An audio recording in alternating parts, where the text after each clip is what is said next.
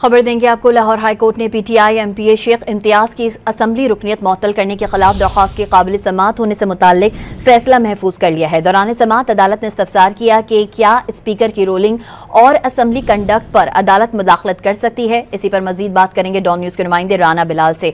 जी राना, बताइएगा समाअत का मजीद अहवाल।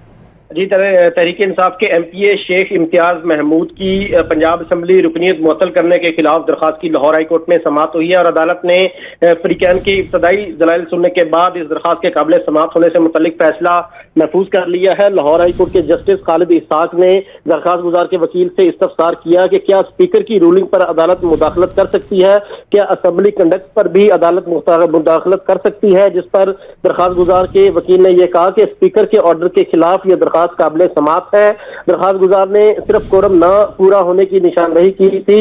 जो दरख्वास्त गुजार के वकील है अजहर सदीक, उनकी जानिब से अदालत को यह भी बताया गया कि सिर्फ इसी बुनियाद पर दरख्वास्त गुजार की 15 असम्बली इजलासों में जो शिरकत है उस पर पाबंदी लगा दी गई है, जिस पर जस्टिस खालिद इसाक ने रिमार्क्स दिए कि क्या कोरम की निशानदही या गिनती करवाना अदालत का काम है। दरख्वास्त गुजार के वकील ने कहा कि उन्होंने स्पीकर को खत भी लिखा कि इजलास में शिरकत पर पाबंदी का जो ऑर्डर है उसे वापस लिया जाए। ताहम जस्टिस खालिद इसाक ने वकला के इब्तदाई दलाइल मुकम्मल होने पर इस दरख्वास्त के काबिल समाअत होने से मुतल्लिक फैसला महफूज कर लिया है।